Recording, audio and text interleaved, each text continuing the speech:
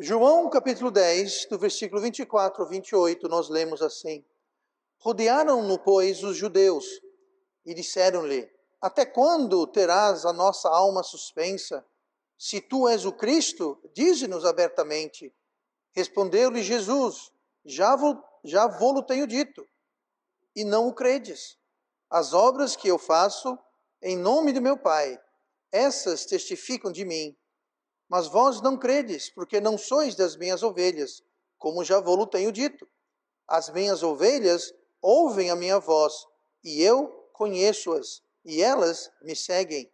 E dou-lhes a vida eterna, e nunca hão de perecer, e ninguém as arrebatará da minha mão. Como nós lemos aqui esse episódio, Jesus estava rodeado de judeus, e todos os ouvintes, naquela ocasião, nem todos entenderam, nem todos criam naquilo que ele falava. No versículo 24, eles perguntavam: Até quando terás nossa alma suspensa? Se tu és o Cristo, dize-nos abertamente. Essa ter nossa alma suspensa, ele está dizendo: até quando você vai deixar a gente duvidando, adivinhando? Até quando esse mistério? Aí eles dizem: diga abertamente. Só que pela resposta de Cristo, ele já havia dito abertamente. Ele falou: eu já vou tenho dito. Não só isso, mas as obras que eu faço em nome do meu Pai confirmam que eu sou o Cristo. Então, ali todos os judeus que estavam presentes, na grande maioria ali, tudo indica que eram todos judeus, eles tinham a mesma identidade cultural, a mesma identidade religiosa. Todos eles certamente frequentavam o templo, faziam os sacrifícios, guardavam os festivais, todos eram judeus. No entanto, alguns daqueles não creram. Eles simplesmente não criam, como ele falou no versículo 26, não credes. Vocês não creem, vocês não credes. Alguns, não todos. O diferencial era que alguns eram salvos. Os que creram, os que criam no que ele falava, eram os salvos. No versículo 28, eu dou-lhes a vida eterna. Ou seja, eles tinham vida eterna, consequentemente, eles eram salvos. Então, Jesus os conhecia, aqueles que ele deu vida eterna, e aqueles que ele conhecia, o seguiam, o que caracterizava aqueles que ele deu a vida eterna. Numa igreja, igualmente, assim como a nossa, por exemplo, todos nós estamos aqui juntos. Todos nós aqui, em grande parte, temos a mesma identidade cultural, religiosa, temos algo em comum, que é Cristo, a palavra de Deus. Congregamos como uma igreja aqui. Então, existe esse fator em comum, como existia naquela época. Em Mateus 13, e versículo 37, Jesus conta o relato do trigo. O relato do trigo, Jesus explica, se refere ao mundo, não a uma igreja. Nós temos que entender que as pessoas crentes no mundo, elas estão ajuntadas em igrejas. Então, ele diz assim no versículo 37 de Mateus 13. E ele respondendo disse-lhes: O que semeia a boa semente é o Filho do Homem. O campo é o mundo, e a boa semente são os filhos do reino. E o joio são os filhos do maligno. Aqui fala sobre o joio e o trigo crescendo juntos. Aonde, pastor? No mundo? Sim, no mundo. Mas onde é que estão os crentes no mundo? Estão em igrejas. Então aqui está falando de grupos de pessoas onde existe trigo e onde existe joio. Aqui fala que o trigo são os salvos, os filhos do reino, que eles vão para o céu, e tem o joio, que justamente não são os filhos do maligno. Para quem não sabe, existem duas categorias de seres humanos no mundo hoje. Um são os filhos de Deus, os salvos, e o outro são os não salvos, que são chamados de filhos do maligno. Pastor, você quer dizer que meu vizinho que não é salvo é filho do maligno? É o que a Bíblia diz. Também é indicativo de que você e eu, um dia, éramos filhos do maligno, porque ninguém nasce salvo. Então, antes de sermos salvos, nós éramos filhos do maligno. Mas pode ser difícil, segundo o que Jesus relata, diferenciar entre o trigo e o joio, entre os filhos do reino e os filhos do maligno. Um filho do maligno pode ter toda a aparência, os trejeitos, os hábitos dos filhos do reino. E Jesus falou, ele explica, se você mais adiante, no versículo 29, ele porém lhes disse, respondendo a pergunta, os servos do fazendeiro na história falou, devemos então retirar o joio e deixar o trigo? E Jesus falou, não, para que no colher o joio não arranqueis também o trigo com ele. Por que isso? Porque é muito difícil você diferenciar. É praticamente impossível. Jesus falou, para evitar você arrancar o trigo junto com o joio, deixa os dois juntos, que na colheita, na hora certa, eles são separados. O diferencial entre os filhos do maligno e os filhos do reino é a salvação. Assim como era o diferencial entre as ovelhas de Jesus e as ovelhas que não eram de Jesus. No versículo 27 de João 10, as minhas ovelhas ouvem a minha voz, e eu as conheço e elas me seguem. E hoje eu quero falar sobre o tema, as ovelhas de Jesus. As ovelhas de Jesus. Nós vamos ficar no versículo 27, onde diz, as minhas ovelhas ouvem a minha voz, e eu as conheço, e elas me seguem. A primeira característica das ovelhas de Jesus é que as ovelhas de Jesus são salvas. Diferente daquelas outras pessoas naquele episódio de João 10, 24, onde haviam judeus. Mas ali tinha muito judeu, que ia para o templo, fazia sacrifício, guardava os festivais, mas não eram salvos. Assim como existem pessoas em igrejas que vão para culto, dizimam, fazem oferta, leem a Bíblia, blá, blá, blá, mas não são salvos. São os filhos do maligno, é o joio. As ovelhas de Jesus são salvas. É o que ele disse. Não caia no erro de achar que aqui Deus está falando sobre as ovelhas que ele escolheu. Pastor, quando fala que as minhas ovelhas, está falando das ovelhas que ele escolheu. Isso é uma mentira do inferno, do diabo. A Bíblia não ensina isso. A Bíblia fala que Deus escolheu todas as ovelhas, mas nem todas são suas. Nem todas a escolheram. 1 Timóteo 2, versículo 4, falando sobre Deus, que quer que todos os homens sejam salvos e venham ao conhecimento da verdade. Deus quer que todos os homens sejam salvos. Quando alguém vem com conversa de que Deus escolheu, que um foi predestinado, faz o seguinte, faz assim, ó. Não quero ouvir mais nada que tal pessoa fala, que é um herege ensinando doutrinas de Satanás. Não adianta se ele fala bonitinho, se ele seja bonitinho, é heresia. Segundo Pedro 3,9, o Senhor não retarda a sua promessa, ainda que alguns a tenham por tardia, mas é longânimo para conosco, não querendo que alguns se percam, senão que todos venham a arrepender-se. Deus quer que todos sejam salvos, Deus escolheu todos. Jesus morreu por todos. Jesus morreu na cruz para todo aquele que nele crê tem a vida eterna. E não aqueles que Deus escolheu. Pense nisso, se Deus escolheu uns para o céu, Ele escolheu outros para o inferno. Entenda, escolheu. Se Deus determinou uns para o céu, Ele determinou uns para o inferno. Então Deus criou pessoas com o único propósito de, sem alguma esperança, escapar do fogo eterno. Esse não é o meu Deus que eu conheço. É a vontade de Deus. É a vontade, isso é conversa do diabo.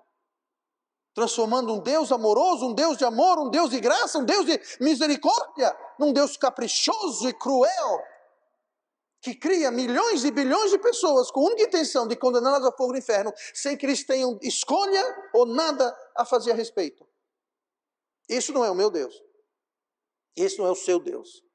Então não cai nessa conversa fiada. Jesus aqui usou o termo minhas ovelhas para os salvos. As minhas ovelhas ouvem a minha voz eu as conheço e elas me seguem. Comparem essa palavra, eu as conheço, com Lucas 13, 27. E ele responderá, digo-vos que não vos conheço, nem sei de onde vós sois. Isso aqui é quando pessoas vêm para Jesus no julgamento e ele diz para essas pessoas que não são salvas, digo-vos que não vos conheço. As suas ovelhas ele conhece. As ovelhas de Jesus ele conhece. Essas aqui em Lucas 13, 27, ele não conhecia. Essas eram pessoas destinadas ao inferno. Você leu o contexto, não iremos lá, por questão de tempo, mas Lucas 13, versículo 27, e os arredores. O texto paralelo a João 10 e Mateus 25, de Lucas 13, em Mateus 25, 41. Então dirá também aos que estiverem à sua esquerda, apartai-vos de mim, malditos, para o fogo eterno, preparado para o diabo e seus anjos. Essas pessoas aqui são as pessoas que Jesus falou em Mateus 13, não vos conheço. Eram pessoas destinadas ao fogo do inferno. Então Jesus conhece as suas ovelhas. As suas ovelhas não estão destinadas para o fogo do inferno, porque Jesus as conhece. Jesus, como nós lemos aqui, e dou-lhes a vida eterna. Lá em João 10, 28. Jesus falou, eu conheço minhas ovelhas, eu dou a elas vida eterna.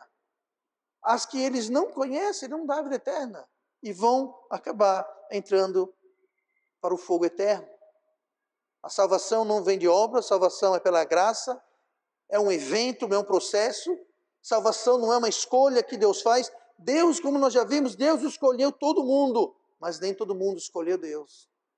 Deus quer que todos sejam salvos. Jesus morreu por todos, mas nem todos aceitam a Cristo. João 1, versículo 12. Mas a todos quanto o receberam, deu-lhes o poder de serem feitos filhos de Deus, aos que creem no seu nome, os quais não nasceram do sangue, nem da vontade da carne, nem da vontade do homem, mas de Deus. Salvação não é algo hereditário. Não nasceram do sangue. Salvação não vem pelo sangue. Salvação não vem porque papai e mamãe é salvo, então o filhinho é salvo. Não, o filhinho é perdido, igual papai e mamãe um dia eram, se não foram salvos. Salvação não vem pelo sangue, nem pela vontade da carne. Salvação não vem porque papai e mamãe quer. Mas eu quero que meu filho seja salvo. Eu também quero que minhas filhas fossem salvas, e de fato foram, eu acredito, eu creio, mas não vem da nossa vontade. Vem de Deus. Então não adianta ser filho ou filha de alguém, ou o seu pai, sua mãe, sua avó. Ontem a irmã Simone falando para mim, falando com um homem por aí, evangelizando, ele não queria conversa, mas falou, mas a minha mãe lê a Bíblia, mamãe isso, mamãe aquilo, mamãe aquilo. Ela falou, vem cá, e você?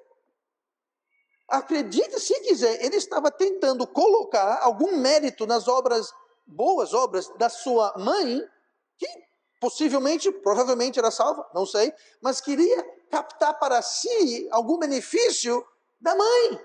Porque minha mãe é muito fiel, minha mãe era isso, minha mãe ia para a igreja, minha mãe lê a Bíblia. Ótimo, mas e você? Salvação não vem pelo sangue, não vem pela vontade da carne, não vem pela vontade do homem. Gente, salvação não é nenhuma questão que você quer. Porque nós, naturalmente, o ser humano, naturalmente, nunca vai querer ou desejar salvação. Nós só queremos e desejamos salvação quando o Espírito Santo de Deus vem e traz convicção. E nos dá o desejo e a vontade de receber. 24, 36 horas antes de eu ser salvo, eu estava num estado semi-neurótico. Eu tinha pavor de morrer, tinha medo de sair na rua. Eu estava com medo de sair na rua. Se eu for atropelado, se eu tropeçar e bater a cabeça no meio-fio. Eu falei, se eu morrer, eu vou para o inferno. Eu estava ciente e apavorado desse fato. Eu estava sob tremenda convicção. Você acha que aquilo veio de mim? Gente, aquilo foi o Espírito Santo trabalhando no meu coração. E todo ser humano que é salvo, só é salvo quando o Espírito Santo traz essa vontade. Fala aqui, não vem da vontade do homem. Não é porque eu ou você quis. Por isso que nunca devemos dar o braço duro quando o Espírito Santo vem nos trazer convicção. Seja para qualquer coisa, seja uma mensagem, numa leitura bíblica, nunca dê o braço duro para Jesus, mas especialmente para você que não é salvo. E o Espírito Santo traz convicção, e você fala, depois. Outra hora. Você não tem garantia que você vai ter outra hora. Você não tem garantia que você vai ter outra oportunidade.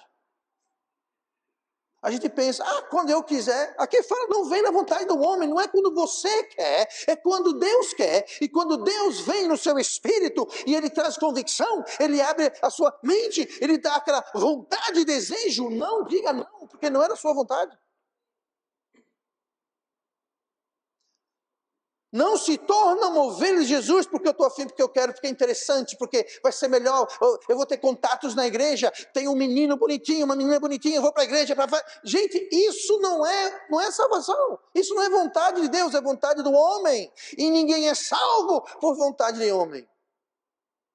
Vou ler de novo aqui o texto. A todos quantos receberam, deram o poder de serem feitos filhos de Deus. Nem todo mundo é filho de Deus, só quem creu e o recebeu. Não é só crer, é crer e receber. Os quais não nasceram do sangue, nem da vontade da carne, nem da vontade do homem, mas de Deus. Então não é hereditário, não é costume, não é vontade de outra pessoa, é nascido de Deus. Essas são as ovelhas de Jesus. As que nasceram de novo. As que receberam vida eterna. Ainda no versículo 27, as minhas ovelhas ouvem a minha voz. As ovelhas de Jesus o entendem, o compreendem. Quando há uma absoluta e teimosa incompreensão das coisas de Deus, é resultado da falta, da ausência de salvação. Essa palavra aqui, ouve a minha voz, não significa apenas o sentido acústico de ter os seus tímpanos vibrados pelas ondas sonoras. Não é apenas, é isso também. Inclusive, é a palavra grega akuo, onde nós temos acústica, por exemplo, que é justamente a questão de som, de projeção de som, geração de som. Mas vai muito além, o sentido vai muito além. Quer dizer, dar atenção, quer dizer, prestar atenção, e mais importante é o que estamos falando, significa entender. Eu estou ouvindo e eu estou entendendo. Eu não sei contar você, mas muitas vezes eu estou para fazer alguma coisa e a irmã Simone entra e começa a falar alguma coisa comigo. Eu estou ciente que ela está falando alguma coisa. Eu estou ouvindo a voz dela, mas eu estou só ouvindo. Eu não estou entendendo, eu não estou prestando atenção, nada. Geralmente é assim, amor, eu posso ir comprar uma geladeira nova? Posso comprar 3 pares de sapatos novos? Aí, ó, sim. Aí depois que vem a conta, o que é isso? Você falou. Não é esse tipo de ouvir, gente. Não é um ouvir, aquela coisa distante. Não, é você ouvir e você entender. Seria eu ouvir e falar, não. E, muitas vezes, eu paro e digo, Anne, me perdoe. Repita tudo o que você disse e não ouvi nada. Ela está ali como testemunho. Que eu sei que a conta vai chegar e vou me arrepender. Então eu falo, você falou o que mesmo? Conta essa história direito. Esse acu não é isso. Não é alguém que simplesmente ouve. Não. As ovelhas de Jesus, elas ouvem, elas entendem. E mais importante, elas atendem.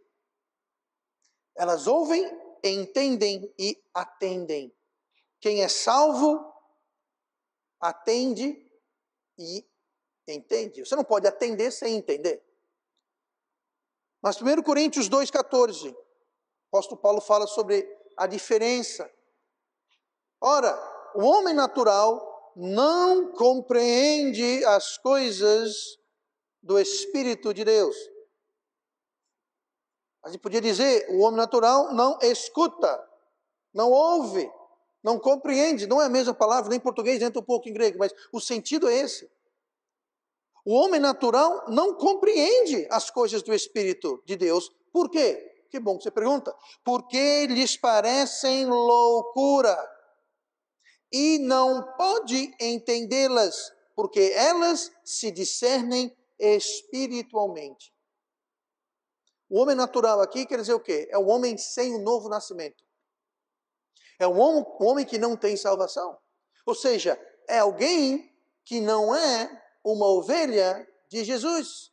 Por quê? Porque não é salvo, é natural. Todos nós começamos a vida natural. Todos nós éramos homens naturais. Ou seja, perdidos sem Cristo. E naquela época nós não entendíamos as coisas espirituais. Aí eu pergunto, se eu não entendo como homem perdido, como eu era no dia 21 de julho de 1991, eu era um homem perdido. De manhã e à tarde, à noite eu fui salvo. Se o homem natural não compreende as coisas do Espírito de Deus, como é que ele pode ser salvo? É aí que voltamos para o ponto inicial, onde dizemos que nós não vem da vontade do homem, nem da vontade da carne. O homem natural não tem como entender, para ele é loucura. Quando você fala para alguém sobre salvação, e a pessoa faz assim, ó, não faz sentido, né? Sabe o que é isso? É porque ele ainda é o homem natural. Mas o Espírito Santo vem e junto com a convicção, ele traz entendimento e compreensão. Foi o que houve comigo. O Espírito Santo veio, trouxe convicção, sim, mas junto com a convicção, ele trouxe uma compreensão de quê? Que só Jesus é capaz de me salvar e que eu era perdido. Eu tive o entendimento e a convicção ao mesmo tempo. Aí eu pude ser salvo. E quando eu fui salvo, o meu espírito nasceu, estava morto, ele nasceu. Jesus chama isso de um novo nascimento. Ele nasceu e junto com aquele espírito nascido, agora eu sou um homem não natural mais, eu sou um homem novo, nascido de novo. E agora eu não mais acho que as coisas de Deus parecem loucura, e agora eu posso entendê-las, porque agora eu sou espiritual, eu tenho espírito, e eu posso discernir espiritualmente, eu posso entender espiritualmente. O que antes eu não entendia. Então o homem natural, ele pode ler a Bíblia de ponta a ponta e não entender nada. Talvez entende as datas e as histórias e a narrativa, mas não entende a mensagem espiritual. A letra é morta, o espírito vivifica. É isso que quer dizer essas palavras. Você pode saber qual foi a sequência dos reis, que foi filho de quem, que reinou de quando para quando, o que ele fez, o que deixou de fazer, quando o profeta tal falou sobre isso. Você pode saber tudo isso e não tem sentido espiritual nenhum. É um conhecimento de letra, conhecimento espiritualmente morto. A primeira coisa para uma ovelha é entender e atender a ser salvo. E as ovelhas de Cristo, elas têm entendimento. O homem natural tentar entender as coisas do Espírito Santo de Deus seria como um cirurgião explicar uma complexa cirurgia. Já pensou aqui? Vem aqui, meu amigo, vou explicar para você como se faz um transplante de coração. Eu sei, corta, arranca e bota no outro, fecha. Não, um pouquinho mais complicado do que isso. Não é bem assim. É mais ou menos isso. Abre aqui, pega, bota ali e fecha. Não está errado, mas existe muito mais a respeito. O homem natural tentar as coisas de Deus, entender como um piloto ou um astronauta explicar como é que voa uma aeronave ou uma espaçonave. É simples, ela sobe, aí ela desce. Mas não é bem assim. Não é bem assim. Se é como um alemão explicar para você as delícias de um strudel. Pastor, o que é um strudel? Está vendo? Vocês são naturais, não entendem nada. Mas é incompreensível. Como é que você explica a cor verde para uma pessoa cega? Como você explica uma sinfonia de Mozart para um surdo? Não tem como. É como um homem natural tentar compreender as coisas do Espírito de Deus. Não tem como. Mas as ovelhas de Jesus, elas entendem e atendem porque elas são nascidas de novo. E as ovelhas nascidas de novo, elas entendem e atendem Jesus. Se há uma absoluta e teimosa incompreensão das coisas de Deus, é um resultado de não haver salvação, de não ser uma ovelha. Pastor, e quando a pessoa é salva? Bom, pode ser que existe uma falta de buscar, ler, ouvir, priorizar a palavra de Deus. Não é que elas não entendem, elas não ouvem. E o problema com isso é que uma característica de uma ovelha de Jesus é que elas ouvem. Elas ouvem. 2 Timóteo 2,15. Procura apresentar-te a Deus aprovado como obreiro que não tem de que se envergonhar, que maneja bem a palavra da verdade. Esse procura apresentar está colocando a responsabilidade e o esforço em nós. Procura apresentar-te a Deus, ou seja, se vire. Problema seu, arrume tempo, arrume jeito.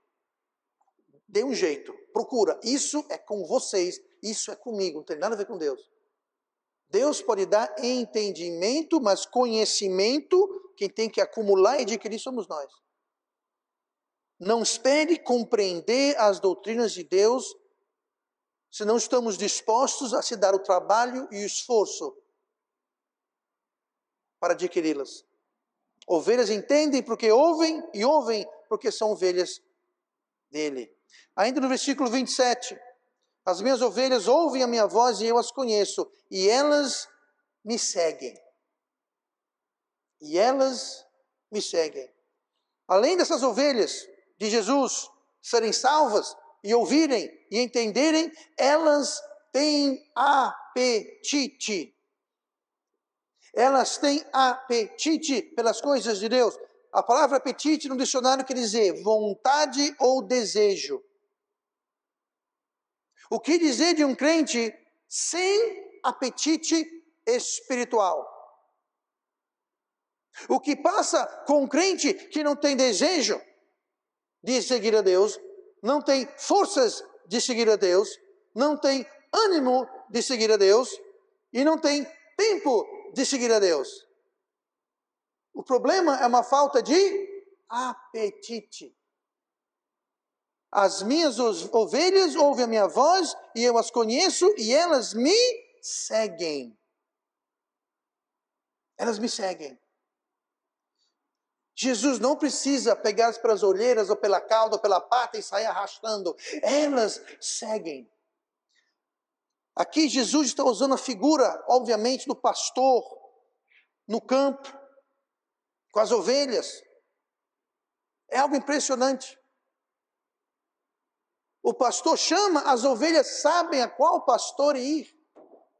Jesus falou isso aqui usando algo que existia naquela cultura, naquela situação. Falou, eu sou o pastor, as minhas ovelhas, elas me seguem, eu as conheço e elas me seguem, porque isso que eles viam o pastor chamando, assobiando, fazendo um som, tocando uma corneta, e as ovelhas o seguiam. Quando uma ovelha não o seguia, o pastor, quando uma ovelha era muito fujona, sabe o que o pastor fazia? Geralmente eram ovelhas mais novas. O pastor, com todo carinho e ternura, ia até aquela ovelha, pegava a sua patinha e fazia. Quebrava a pata da ovelhinha. Para quê? Para não fugir mais. E ele então carregava aquela ovelhinha. Tem aquela figura que é o pastor com uma ovelha pendurada, uma ovelhinha, é uma ovelhinha, porque uma ovelha crescida haja pastor, né? Tá? Sabe o que é aquela... Oh, abraçadinho. Não, não, não, não. Aquilo é o pastor que acabou de quebrar a pata da bichinha. Jesus não vai arrastar as suas ovelhas. Agora ele pode quebrar suas patas. Açoito todo aquele que recebo como filho. As ovelhas de Jesus o seguem. Você não vai ver o pastor contratando outros pastores para ficar lá no fundo dando chute para as ovelhas seguirem a ele. Você não vê pastor com chicotinho. Não, você não vai ver isso. As minhas ovelhas me seguem. O que dizer de um crente que não tem desejo, força, ânimo, tempo, vontade de seguir a Cristo, de fazer as coisas de Deus, de seguir a Cristo? Você me diga, o que dizer? O que dizer de uma ovelha que não segue o seu suposto pastor? Deve estar com a patinha quebrada, né? Não está com a pata quebrada.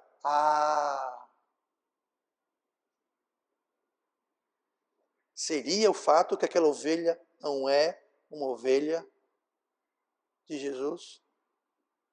Porque as ovelhas de Jesus o seguem, enquanto não seguem, ó. Não, pastor, eu não sigo, estou numa boa. O dia vai chegar que sua boa vai ficar bem quentinho. Isso não é questão de interpretação. É o que é. É o que é. O que passa com um crente que não tem desejo, força, ânimo, vontade de seguir a Deus, no frigir dos ovos nós faremos o que nós desejamos. Essa é a grande verdade. Você e eu, o que nós vamos fazer é o que a gente quer.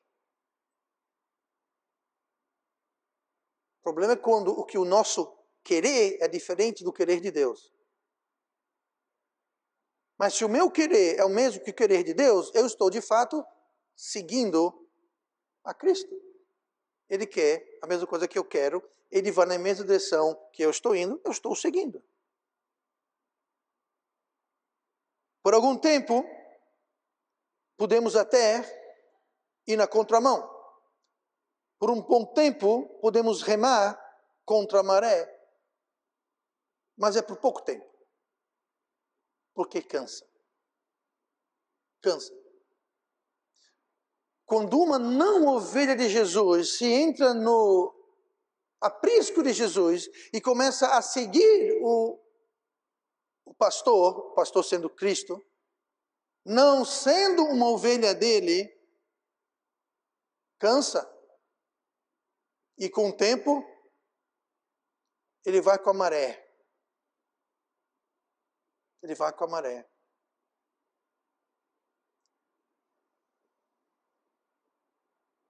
Eu lembro, falando em contramão, como você sabe, nós morávamos na Inglaterra por muitos anos e lá se dirige no lado oposto da rua que se dirige no resto do mundo. Os volantes são no lado oposto do carro. Aqui o volante fica no lado esquerdo, lá no lado direito. Quando fomos morar nos Estados Unidos, em 2003, tínhamos um carro, compramos um carro, começamos a viagem, eu fiz uma saída e dobrei, né, saí da via principal, do Interstate, e saí numa saída do viaduto. Quando eu vejo lá na frente os caminhões, lá tem uns caminhões bem grandes, Mack, que a frente é quadradona assim, vindo em nossa direção.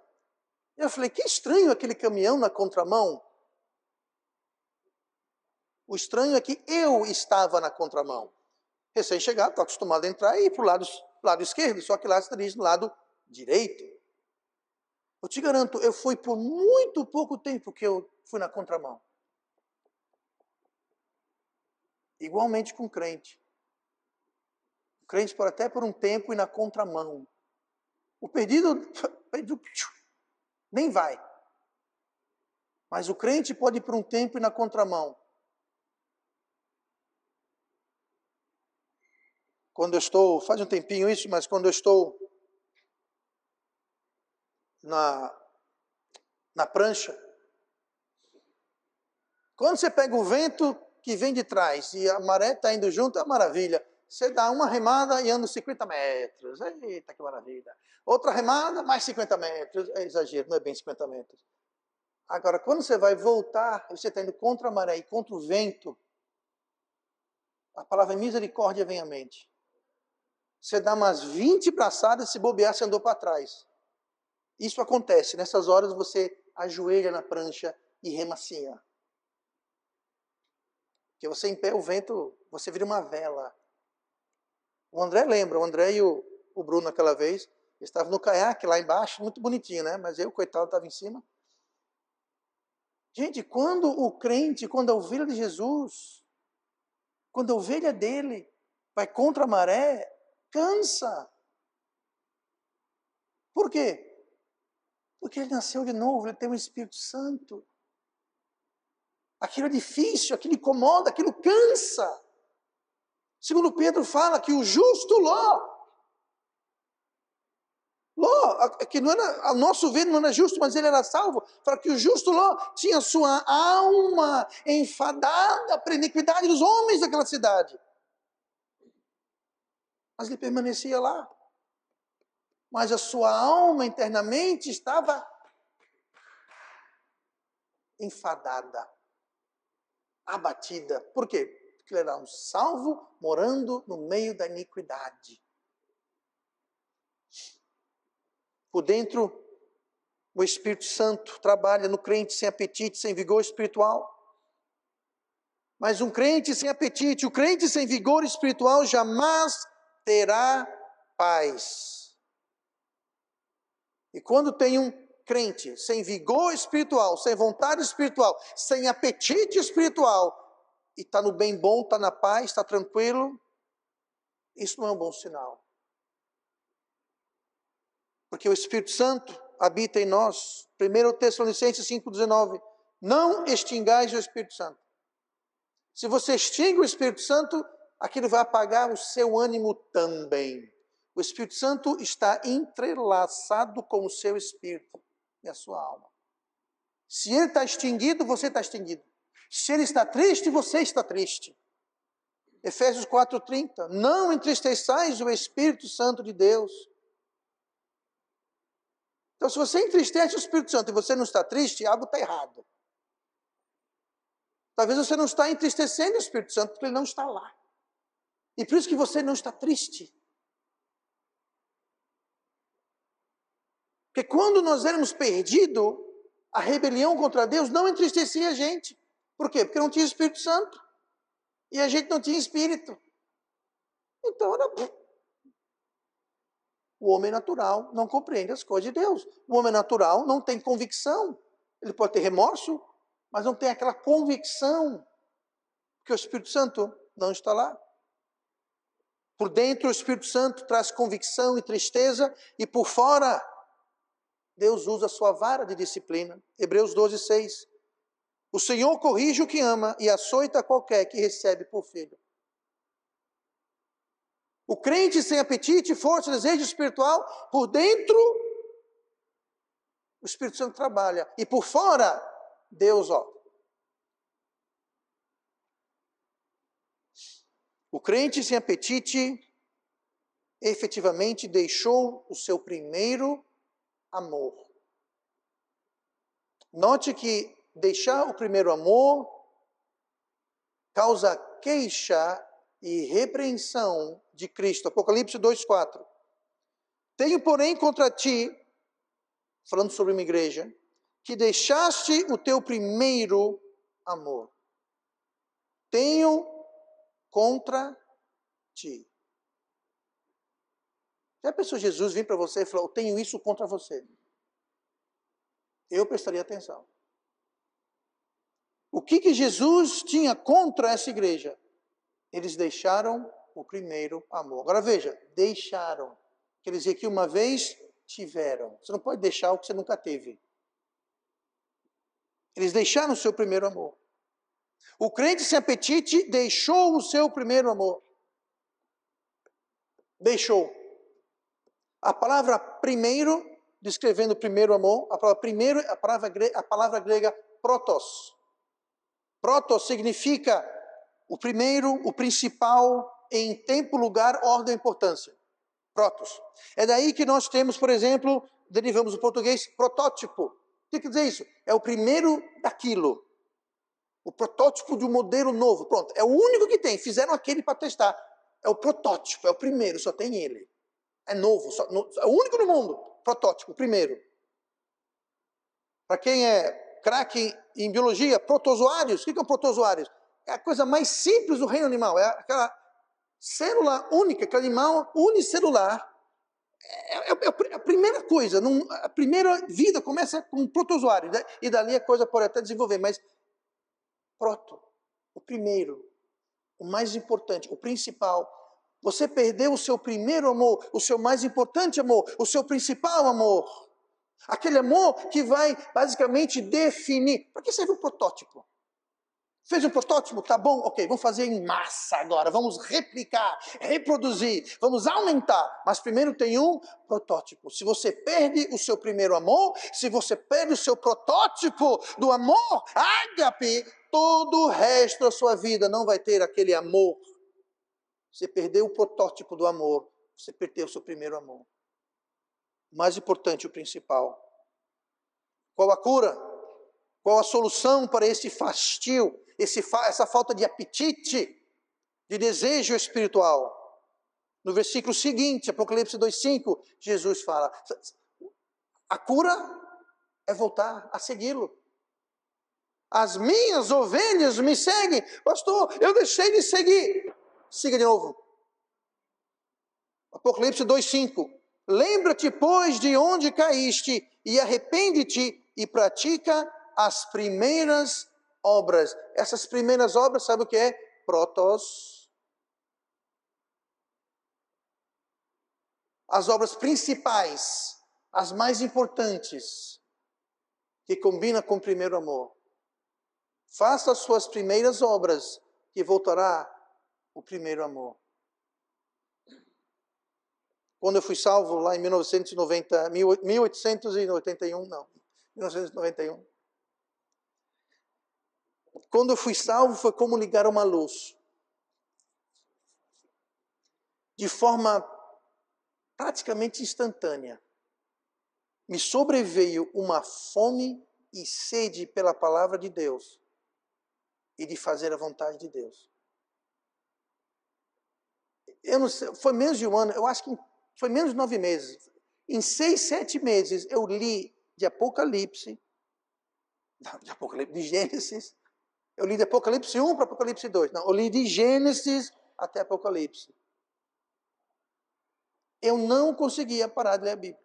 Qualquer instante que eu tinha, era uma sede insaciável, uma fome insaciável pela palavra de Deus.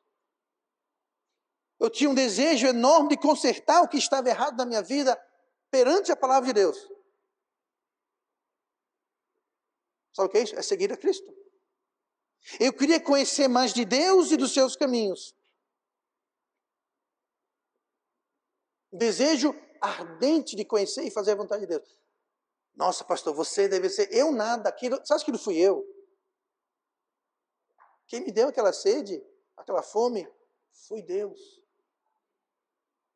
Eu não tenho mérito, crédito algum nessa conversa.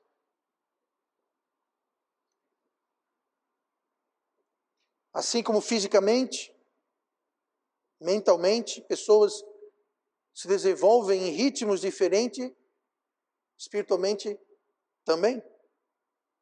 Tem gente que fisicamente come de tudo e não engorda. A Bia mesmo já comeu um elefante uma vez, não ganhou 1 quilo sequer. E se você acha que eu estou exagerando, um pouquinho só. Outras pessoas só de pensar, só de cheirar, ganham 3 quilos.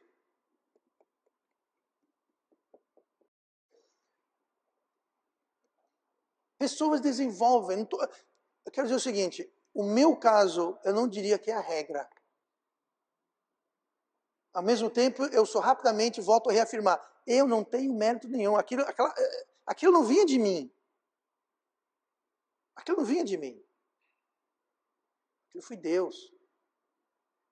Mas em alguma medida, Jesus falou, as minhas ovelhas me seguem. Você não precisa ter esse apetite voraz. Mas quando não existe nenhum apetite, nenhum desejo, nenhuma vontade, nenhum nada, é preocupante. Muito preocupante. A grande diferença é alimentação e submissão. Isso vai ajudar. Salmo 111, versículo 10. O temor do Senhor é o princípio da sabedoria. Bom entendimento tem todos os que cumprem os seus mandamentos. Ou seja, quando você obedece, você entende. Na economia de Deus, o entendimento vem depois da obediência. O ser humano é contrário. Não. Eu vou fazer quando eu entender. Quando eu sacar. Eu quero entender primeiro, pastor. Você nunca vai entender nada de Deus se você primeiro quiser entender. Você não vai entender primeiro. Você precisa obedecer primeiro. Não é obedecer cego. Mesmo que Deus não manda você ir lá bater a cabeça na parede. Suas leis não são pesadas, ofensivas. Mas quando você começa a obedecer, tendo o entendimento mínimo ou parcial, ao você obedecer, você vai entender. Somente fazer assim, ó. Agora, muitas vezes a gente entende, mas a gente não quer. E a gente não obedece. Aí o entendimento, que era pequeno, vai ficar assim, ó, minúsculo. Aí você não vai entender nada. O rebelde não entende nada. O obediente tem bom entendimento. Guardar os mandamentos de Deus é o nosso dever. Todo homem. Eclesiastes 12, 13. De tudo que se tem ouvido, o fim é: teme a Deus e guarde os seus mandamentos, porque isto é o dever de todo homem. Eclesiastes 12 e 13. Resumindo esta noite, essa mensagem não é para a gente julgar os outros. Essa mensagem é para a gente julgar a nós mesmos. Não é para você ficar, eu sempre desconfiei que o irmão tal... Não, isso não é o alvo da mensagem. O alvo da mensagem é: coloque a si mesmo debaixo da luz desta mensagem de hoje. A ausência de entendimento, o apetite, é uma condição séria. Salvação? As ovelhas de Cristo o quê? Tem salvação. Elas entendem e atendem, e portanto elas seguem. Então, se você não segue, se não há apetite, se não há desejo, a falha está no entendimento e atendimento, e pode estar ligada com a salvação.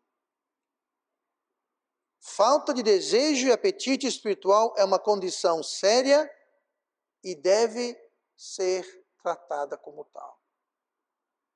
Que eu tenho vontade, mas eu acho que é porque está chovendo. Mas ontem fez sol. Porque ontem estava quente demais. Tá. Então está muito sol, muita chuva, muita nuvem. Sempre tem uma desculpa. Sabe qual é o motivo? Falta de apetite, falta de vontade. Isso é uma condição séria para o crente. Que pode indicar que de crente só tem um nome. Que é, mas pode ser.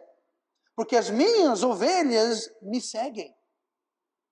E uma ovelha que não segue está fora de padrão. E se não segue, há consequências. E se não segue e não há consequências, é muito possível se enganar nisso. Eu vou fechar lendo um versículo, Mateus 7, 22. Eu já li antes, já falei antes, e para mim é um dos versículos mais horripilantes na Bíblia. Mateus 7, 22. Jesus falando, e note aqui, é uma profecia, não é uma parábola, não é uma história, é uma profecia que vai acontecer. Mateus 7, 22. Jesus falando, muitos me dirão naquele dia. Que dia? Naquele dia, vai acontecer, isso vai acontecer. Quando? Naquele dia. Senhor, Senhor, não profetizamos nós em teu nome? E em teu nome não expulsamos demônios? E em teu nome não fizemos muitas maravilhas? Isso caracteriza alguém que estava numa igreja que servia a Deus. 23. E então lhes dirá abertamente: nunca vos conheci. Mais uma vez, eu conheço as minhas ovelhas. Essas pessoas fizeram, expulsaram demônios, e profetizaram, e fizeram maravilhas. Pois é. E foram para ele dizendo: Senhor, Senhor. E então lhes dirá abertamente: nunca vos conheci, apartai-vos de mim. Isso traduzido quer dizer: cai fora. Senhor, Senhor, Senhor. Show, cai fora, apartai-vos de mim. Essas pessoas estavam sinceramente autoenganadas. Elas achavam. Elas foram para ele dizendo: Senhor, Mestre, Senhor Jesus. Ele vai dizer: não, nunca vos conheci. Afastai-vos de mim. Para mim, são os versículos mais horripilantes. Que aqui não são pessoas que cometiam crimes, viviam para a carne. Essas pessoas vão ter o mesmo fim destas. A diferença é que estas aqui achavam que estavam entrando no céu. Justificaram. Uma das causas, olha o que fala aqui, ó. Nunca vos conheci, apartai-vos de mim, vós que praticais a iniquidade. Ué, e desde quando profetizar, expulsar demônio e fazer maravilha, iniquidade? É iniquidade quando você acha que isso vai te ganhar a salvação. É iniquidade quando você acha que pode ser salvo pelas obras. E aí que está o problema. Eles achavam que porque tinham obras, iam para o céu. Jesus falou: isso é iniquidade. E o que vocês fizeram é iniquidade. É muito fácil, segundo esse relato aqui, pessoas sinceras, pessoas que achavam que estavam servindo e buscando Deus, ouvirem as palavras que eu espero nunca ouvir, eu não espero que ninguém aqui jamais ouva. Ouva, pastor. Jamais ouça. Ainda bem que pode gravar, né? Acabou a bateria. Apartai-vos de mim. Já pensou? Você chegar: Jesus, mestre, Senhor, não sei quem você é, eu não vos conheço, não conheço você não. Apartai. Suma daqui, sai daqui. Mas o outro lado pode ir. Jesus nunca faria isso. Acabamos de ler, gente.